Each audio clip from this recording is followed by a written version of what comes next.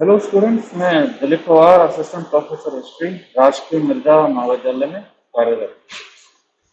तो कल जो प्री लेक्चर के अंतर्गत अपन ने जो टॉपिक किया था वो था संगम युग में सामाजिक व्यवस्था। तो उसी क्रम में आगे चलते हुए आज अपन बात करते हैं संगम युग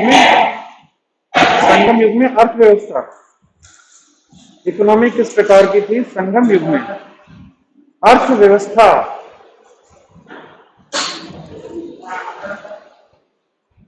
अर्थव्यवस्था तो इसमें आप लिखो संगम की अर्थव्यवस्था में, संगम की अर्थव्यवस्था में मौर्यकालीन प्रभाव, संगम की अर्थव्यवस्था में मौर्यकालीन प्रभाव। ठीक है, मौर्यकालीन प्रभाव कम देखने को मिलता है। संगम अर्थव्यवस्था में मौर्यकालीन प्रभाव कम देखने को मिलता है।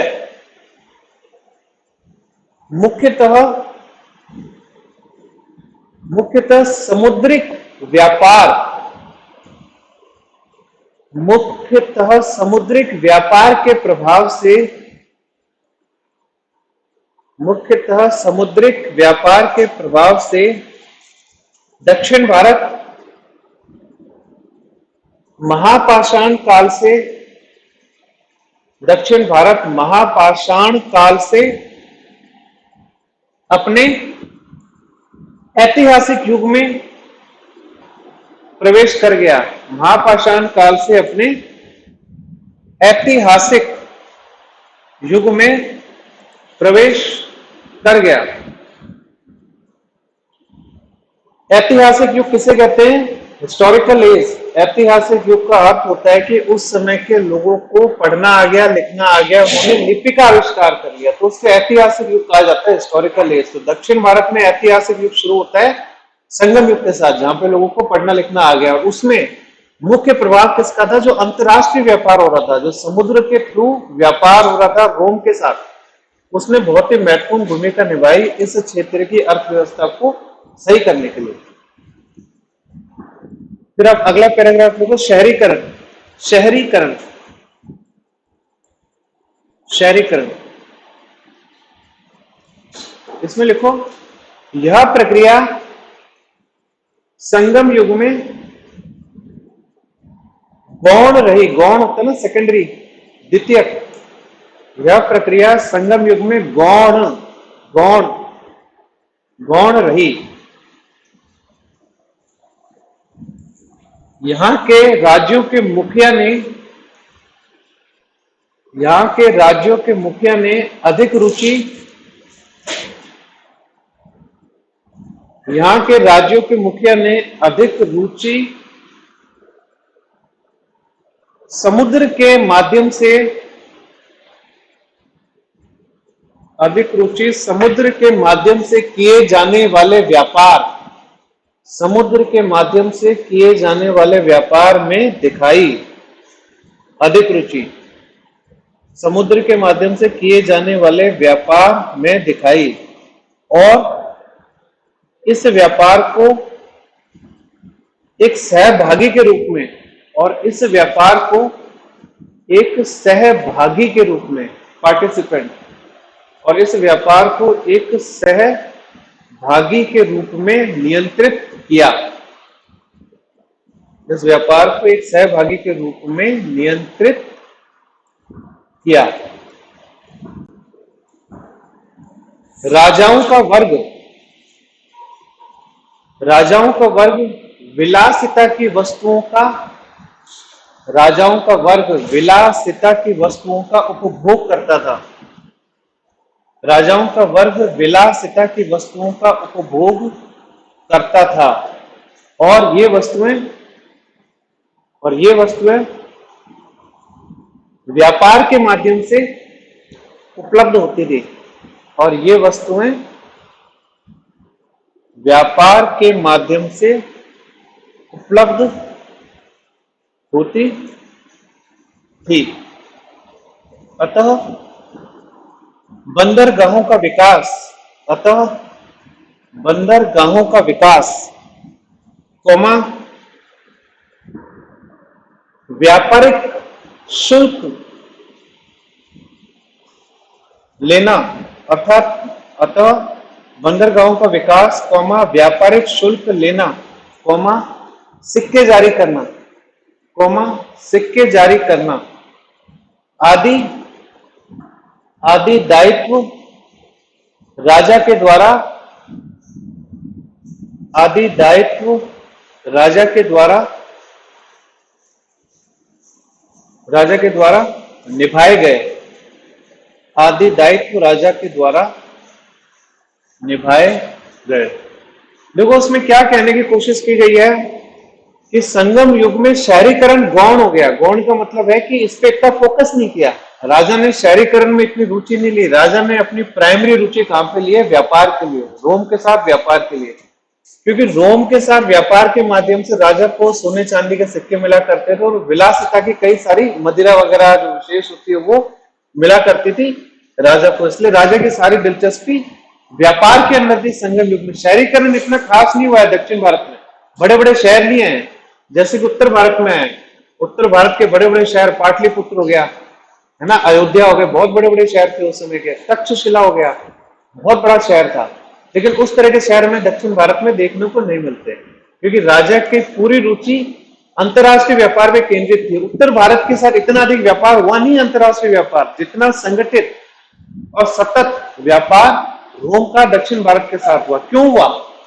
क्योंकि तटीय क्षेत्र है ना, तमिलनाडु, केरला, समुद्र का सारा रास्ता यहीं पे आके खुलता है। नेचुरल है, यहाँ पे व्यापार को अधिक प्रेफरेंस दी जाएगी। यही कारण है कि व्यापार के कारण ही इस पूरे क्षेत्र का विकास हुआ। अंतरराष्ट्रीय व्यापार, वो भी आंतरिक नहीं, अंतरराष्ट्रीय व्यापार। रोम से खूब सारे व्यापारी यहाँ पे आया करते थे और दक्षिण भारत में बहुतायत में रोम के सिक्के मिले हैं। ये इस बात की पुष्टि करते कि इनका बहुत प्रगाढ़ व्यापारिक संबंध था। उत्तर भारत में इतने नहीं मिले रोम के सिक्के जितने कि दक्षिण भारत में मिले। फिर आप आगे लिखो, लेकिन अंतरराष्ट्रीय व्यापार का प्रभाव, लेकिन अंतरराष्ट्रीय व्यापार का प्रभाव दक्षिण भारत में सीमित क्षेत्रों में रहा।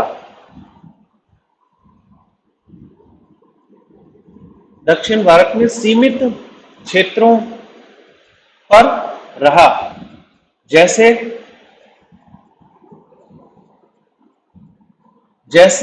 मरुतम, पहले लिखा चुके हैं ना, मरुतम,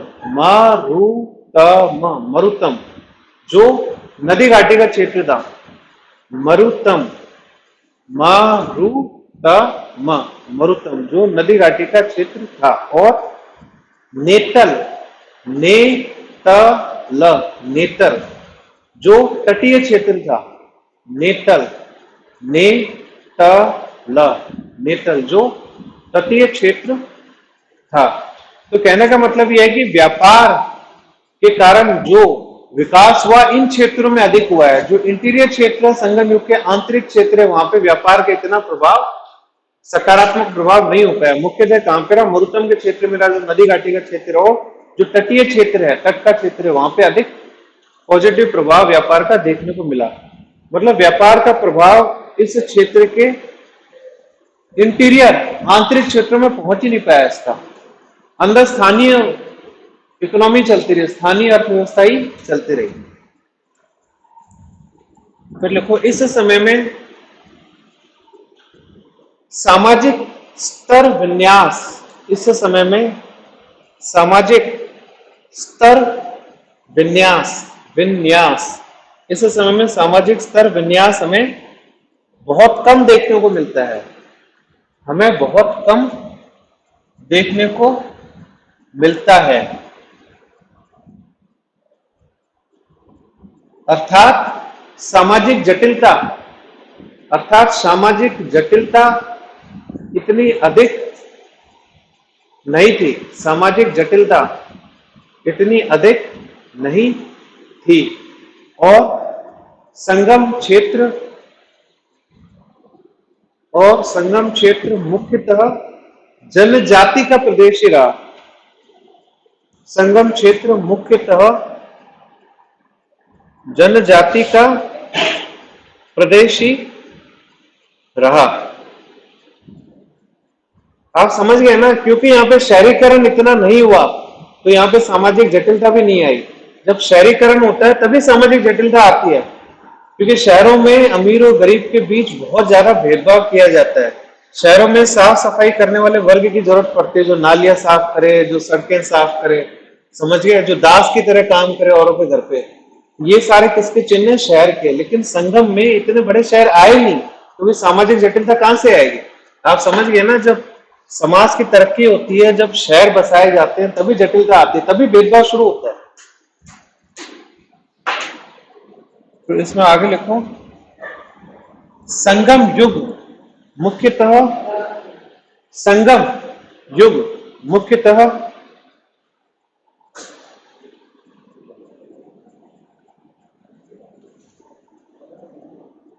कुल पर आधारित रहा। संगम युग मुख्यतः कुल पर आधारित संगठन रहा। संगम युग मुख्यतः कुल होता है ना, कुल, फैमिली, कुल, कुल पर आधारित संगठन रहा। कुल पर आधारित, फैमिली बेस्ड, कुल पर आधारित संगठन रहा। ठीक है, इसका उदाहरण क्या है? जैसे एक तो होता है कि उत्पादन बड़े स्तर पे किया जाए, लोगों को हायर करके उत्पादन किया जाए, कारखानों में उत्पादन किया जाए। दूसरा है उत्पादन की कौन सी इकाई है? फैमिली, फैमिली यूनिट जो है उसकी फैमिली उत्पादन के, घर पे 4-5 परिवार वालों ने उत्पादन कर लिया, तो उत्पादन बहुत ज्यादा नहीं होने वाला, क्योंकि पूरा परिवार उसको मिलकर कर रहा है। और एक तरफ तो है कारखाने लगा के उत्पादन करना, तो वो एक संगठित व्यापार हो गया, संगठित उत्पादन हो गया। लेकिन जब फैमिली बेस्ड प्रोडक्शन होता है ना, जैसे आज के समय में टोकरियां वगैरह बनाते हैं, आसाम साइड में, कई वेस्ट बंगाल साइड में, कई परिवार वाले, सारे परिवार वाले लगे रहते हैं, तो उससे क्या होता है? उत्पादन बहुत ज्यादा नहीं हो सकता। तो संगम का कैसी उत्पादन प्रणाली थी? फैमिली बेस्ड, कुल पे आधारित संगठन था। फिर आगे लिखो, राजा के द्वारा अनेक प्रकार के उपहार, राजा के द्वारा अनेक प्रकार के उपहार कवियों और साधुओं को दिए जाते थे। राजा के द्वारा अनेक प्रकार के उपहार कवियों और साधुओं को दिए जाते थे, और ये उपहार दैनिक दिनचर्या से संबंधित वस्तुएं थी, और ये उपहार दैनिक दिनचर्या से संबंधित वस्तुएं थी, और साथ ही विलासिता से संबंधित वस्तुएं, साथ ही विलासिता से संबंधित वस्तुएं, विलासिता से संबंधित वस्तुएं। आप समझ गए ना, अभी भी राजा है, दान दक्षिणा दिया करता रहा लोगों को, जिसमें साधु हो गए, कवि हो गए, क्योंकि जनजाति समाज की एक प्रमुख विशेषता है, राजा के पास जो भी संसाधन आते हैं ना, राजा उसका केवल एक भाग अपने पास रखता है, बाकी वो जनता में वितरित कर देता है। ये जनजाति समाज की प्रमुख विशेषता है। लेकिन जब साम्राज्य बन जाते हैं, जब सम्राट आ जाता है, जब सम्राट बहुत ज्यादा ताकतवर होता है, उसका खूब सारा क्षेत्र हो जाता है, अधिक ताकत उसके हाथ में आ जाती है, तब वो क्या करता है? जितने भी संसाधन उसने अर्जित किए हैं वो अपने पास ही रखता है, फिर वो किसी को नहीं देता। सारी धन संपत्ति राजा स्वयं अपने उपयोग के लिए रखता है। ठीक है, आम जनता में कुछ भी वितरित नहीं करता। लेकिन जनजातीय समाज में, मैंने पहले भी कहा था, आज भी अपन देखते हैं नॉर्थ ईस्ट के अंदर कई सारी जनजाति है जहाँ पे सभी संसाधनों को बराबर बांटा जाता है लोगों के बीच में। क्यों? क्योंकि वहां पे समानता है, क्योंकि वहां पे शहरीकरण नहीं है। आप समझ गए ना, वहां का मुखिया अधिक शक्तिशाली नहीं हुआ। जिस दिन मुखिया अधिक शक्तिशाली हो जाएगा, पहली बात तो क्या होगा? मुखिया का बेटा ही मुखिया बनेगा, वंशानुगत पद्धति आ जाएगी, राजा का बेटा ही राजा बनेगा, और वो अधिक शक्ति अर्जित कर लेगा तो दूसरे के अधिकार अपने आप कम हो जाएंगे। मैंने पहले भी कहा था, राजा के अधिकार कहां से आते हैं? राजा को अधिकार भगवान नहीं देता, राजा अपने अधिकार छीनता है आम लोगों से। एक ये जिसे कहते हैं, ये एक प्रकार का मैथमेटिकल गेम है। अगर इन 4 लोगों के अधिकार खींचे तो 1 लोगों के अधिकार बढ़ेंगे, लेकिन 4 के कम हो जाएंगे। फिर राजा बनने का ये मतलब है। फिर कोई दान दक्षिणा, कोई प्राकृतिक संसाधनों का या अर्जित किए हुए संसाधनों का वितरण राजा के द्वारा नहीं किया जाएगा।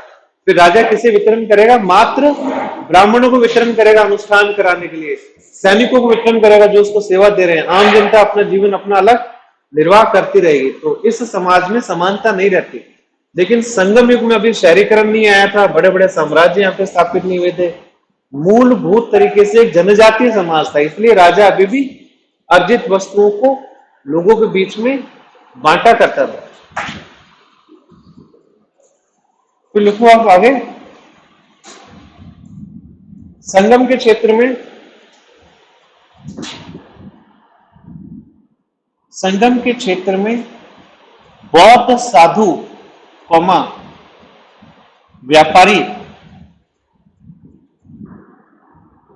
संगम के क्षेत्र में बौद्ध साधु कौमा व्यापारी और राजा के बीच कोई गठजोड़ नहीं बना, कोई गठजोड़ नहीं बना।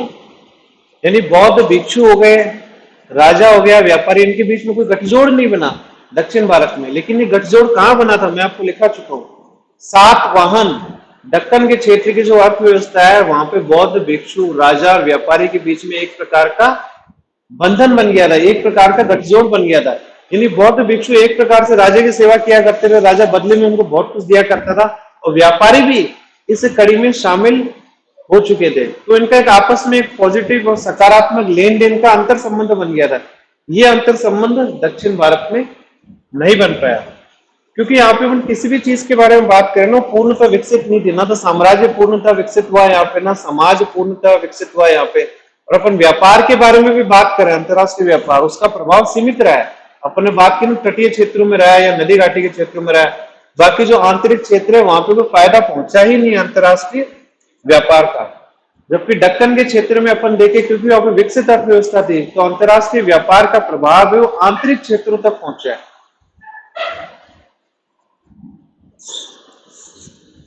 अतः इस क्षेत्र में बौद्ध स्तूप और विहार भी कम देखने को मिले हैं।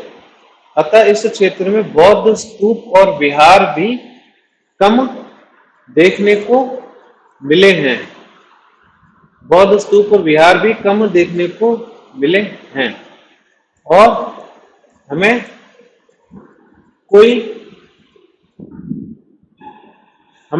कोई साहित्यिक प्रमाण नहीं मिलता, हमें कोई साहित्यिक प्रमाण नहीं मिलता जो गृहपति के वर्ग की ओर इशारा करे। हमें कोई साहित्यिक प्रमाण नहीं मिलता जो गृहपति के वर्ग की ओर इशारा करे। गृहपति का क्या अर्थ होता है, परिवार का मुखिया, यानी वह व्यक्ति जो परिवार का पालन पोषण करता है, अमीर व्यक्ति है, जिसके पास भूमि है, जिसके पास जो व्यापार में लगा हुआ है, उसको गृहपति कहा जाता है। यानी बड़ा बिजनेसमैन कह सकते हैं एक तरीके से उसको। लेकिन हमें गृहपति शब्द दक्षिण भारत में नहीं मिलता, उत्तर भारत में मिलता है गृहपति। गृहपति भूमिपति भी होते थे, व्यापार में भी लगे होते थे, एक प्रकार से अमीर व्यक्ति उस समय के, जिन्होंने उस समय के सामाजिक और आर्थिक संगठन से काफी पैसा कमा लिया था। फिर आगे लिखो, व्यापार और शिल्प के कार्य, व्यापार और शिल्प के कार्य दक्षिण भारत में श्रेणी के माध्यम से नहीं होते थे। व्यापार और शिल्प के कार्य दक्षिण भारत में श्रेणी अपन ने लिखाया था ना पहले, श्रेणी के माध्यम से नहीं होते थे। उत्तर भारत में भरमार थी श्रेणियों की, व्यापारिक श्रेणियों की, शिल्पी की श्रेणियों की, लेकिन दक्षिण भारत में व्यापारियों ने इतनी श्रेणियां इस समय में नहीं बनाई संगम युग में। आगे चल के तो पूरा विकसित हो चुका है, आगे चल के चोल साम्राज्य आ गया, पल्लव साम्राज्य आ गए, बड़े बड़े साम्राज्य आ गए, उसमें श्रेणियां भी बन गई, अर्थव्यवस्था भी बहुत बढ़िया हो गई, अंतरराष्ट्रीय व्यापार का फायदा आंतरिक क्षेत्रों में भी पहुंच गया, सब हो गया। लेकिन अभी संगम के क्षेत्र में हमें सीमित विकास देखने को मिलता है, मुख्यतः एक जनजातीय समाज था ये। अतः व्यापार का कार्य पारिवाहिक इकाई के आधार पर होता रहा। अतः व्यापार का कार्य पारिवाहिक इकाई के आधार पर होता था।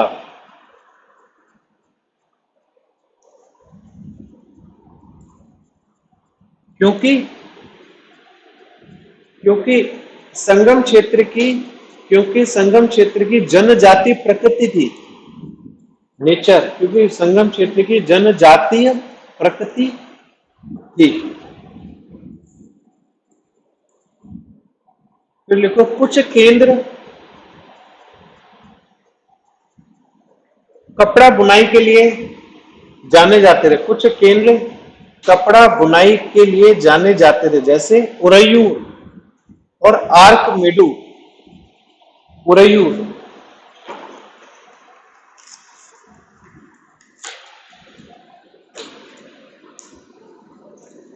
उरैयूर और आर्कमेडू। उरैयूर और आर्कमेडू जो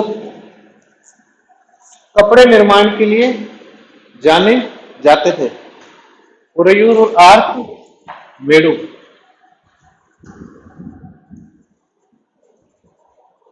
व्यापार के लिए मुख्यतः वस्तु विनिमय, वस्तु विनिमय,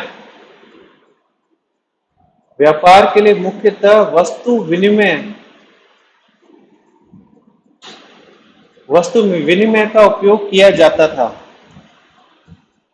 व्यापार के लिए मुख्यतः वस्तु विनिमय का उपयोग किया जाता था, यानी वस्तुओं की अदला बदली, यानी वस्तुओं की अदला बदली। ठीक है, यह व्यापार मुख्यतः दैनिक दिनचर्या से संबंधित,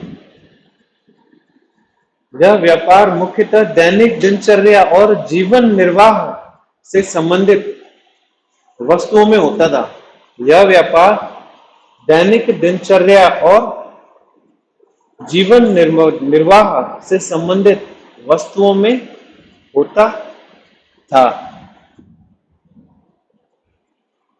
राजा के द्वारा जारी किए गए आहट सिक्के, पंचमार्क कॉइन्स, राजा के द्वारा जारी किए गए आहट सिक्के और रोम से आए हुए सोने के सिक्कों से, और रोम से आए हुए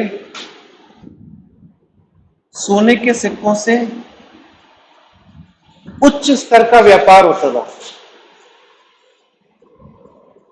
और रोम से आए हुए सोने के सिक्कों से उच्च स्तर, हाई लेवल, उच्च स्तर का व्यापार होता था। अब कहने का मतलब यह है, जो दैनिक दिनचर्या से संबंधित वस्तु है ना, जैसे किसी को चावल चाहिए तो वो किसी को चावल देके गेहूं ले लेगा, गेहूं देके चावल ले लेगा। दैनिक दिनचर्या से संबंधित वस्तुओं में व्यापार किस प्रकार से होता रहा? बार्टर सिस्टम, वस्तु विनिमय के आधार पर। लेकिन जो उच्च लेवल का व्यापार था, जहां पे बड़े बड़े ट्रांजेक्शन होते रहे, वो सिक्कों के माध्यम से होते रहे। कौन से सिक्के? एक तो राजा ने 8 सिक्के जारी किए थे। 8 सिक्के मैं बता चुका हूं क्लास में क्या होते हैं। 8 सिक्के, 8 सिक्के, और दूसरे रोम से आए हुए सिक्के होते रहे उनके। तो व्यापार को अपन 2 भागों में विभाजित कर सकते हैं। एक तो दैनिक दिनचर्या से संबंधित जो व्यापार होता रहा, वस्तुओं की अदला बदली, और जो उच्च स्तर का व्यापार होता रहा जिसमें सिक्कों का उपयोग होता रहा। लेकिन विकसित अर्थव्यवस्था की क्या पहचान होती है? कि सारा का सारा व्यापार सिक्कों के माध्यम से किया जाए। आज की वस्तु की अदला बदली करता है क्या?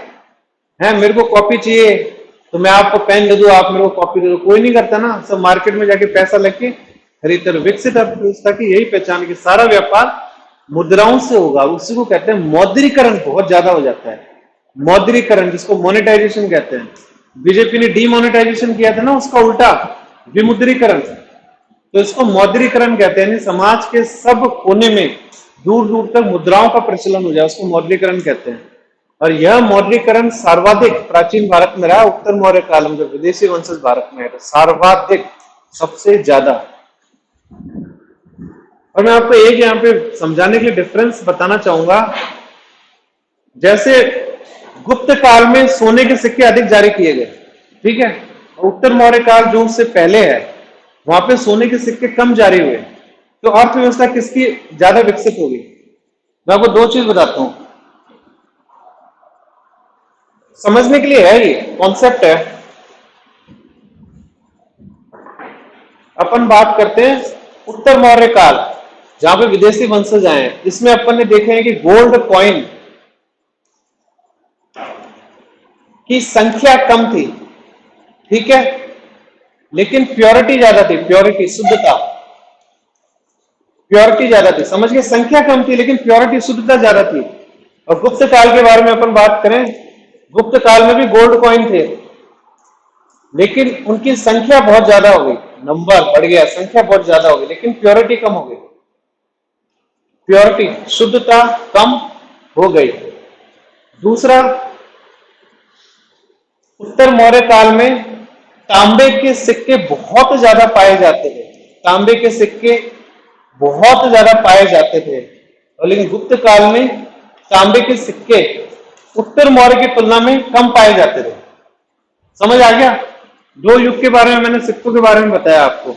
अब मुझे ये बताओ, कौन से युग में मौद्रीकरण ज्यादा था, कौन से युग की अर्थव्यवस्था अधिक विकसित थी? मौद्रीकरण ज्यादा था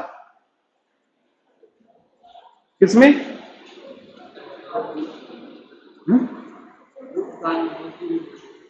जिसने गुप्त काल बोला है, कोई और किसी का आंसर?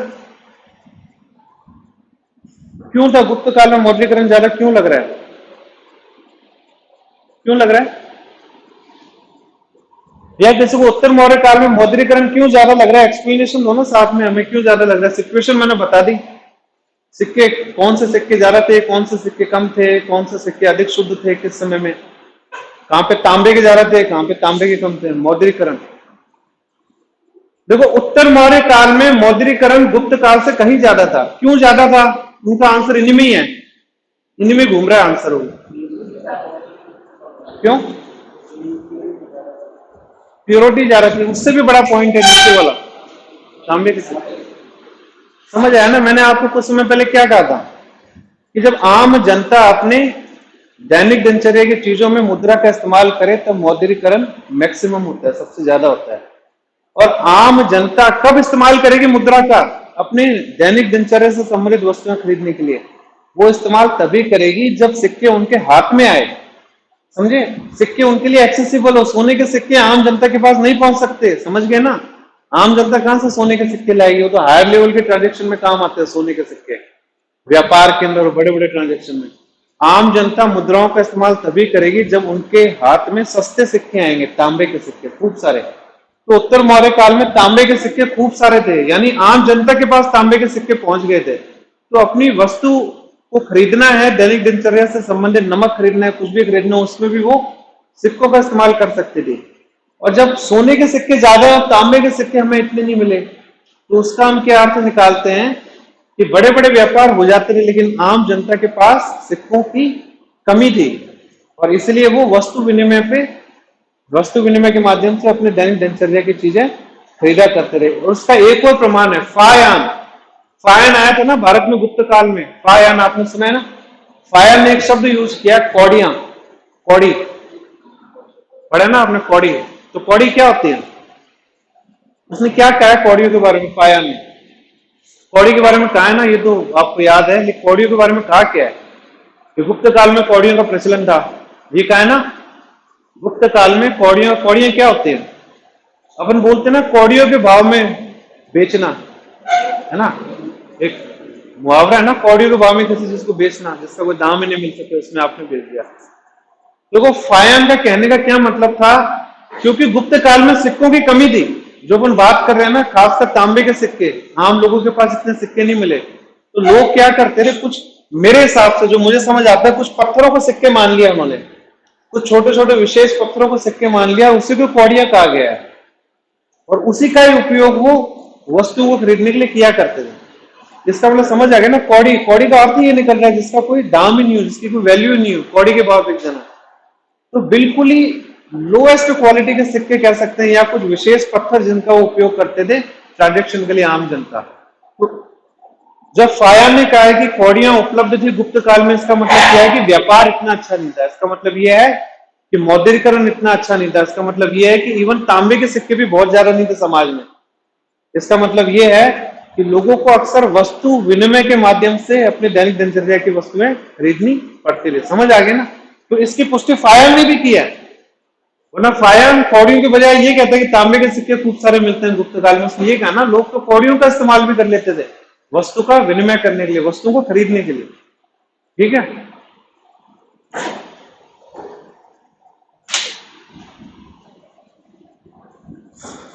फिर आगे लिखो इसमें, मदुरई। मदुरई एक महत्वपूर्ण व्यापारिक केंद्र था। मदुरई एक महत्वपूर्ण व्यापारिक केंद्र था। और पुहार, और पुहार, पुहार, और पुहार में एक सुरक्षित, वेल गार्डेड, पुहार में एक सुरक्षित बाजार हुआ करता था। पुहार में एक सुरक्षित बाजार हुआ करता था। और इस शहर को,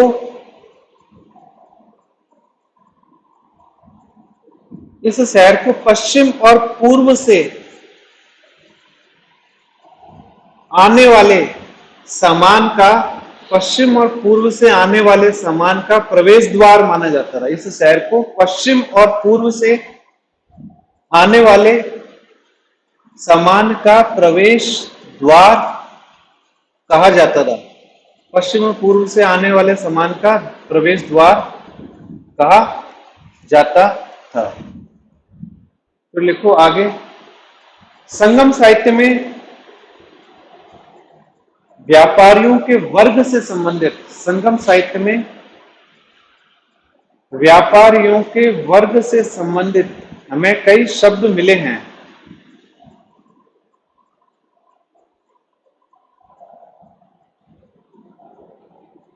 व्यापारियों से संबंधित हमें कई शब्द, व्यापारिक वर्गों से संबंधित हमें कई शब्द मिले, जैसे उमानर, उमानर यानी नमक के व्यापारी, उमानर, उमानर यानी नमक के व्यापारी।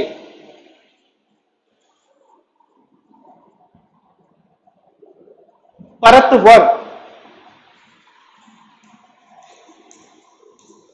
परतवर इसका मतलब है मछली पालन में लगे हुए व्यापारी, मछली व्यापार में लगे हुए लोग, परतवर, मछली व्यापार में लगे हुए लोग। और वनीकर, वनीकर यह आया हुआ सवाल है आईएएस में, वनीकर, वनीकर या वनिक, इसका मतलब था व्यापारी, वनीकर का मतलब था व्यापारी, वनीकर।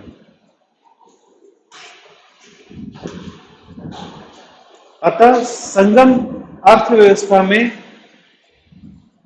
संगम अर्थव्यवस्था में स्थानीय बाजार गौण थे।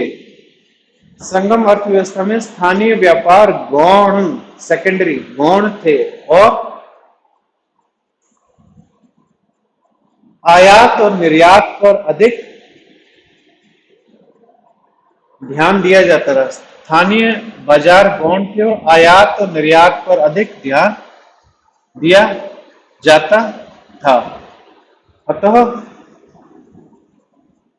अतः बाजार, अतः बाजार वास्तव में आंतरिक व्यापारिक, अतः बाजार वास्तव में आंतरिक व्यापारिक नेटवर्क से, अतः बाजार वास्तव में आंतरिक व्यापारिक नेटवर्क से इतने अधिक जुड़े हुए नहीं थे। अतः बाजार, स्थानीय बाजार आंतरिक व्यापारिक नेटवर्क से इतने अधिक जुड़े हुए नहीं थे।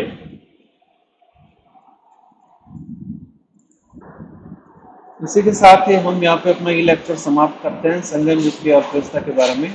मुझसे जुड़ने के लिए आप लोगों का बहुत बहुत धन्यवाद।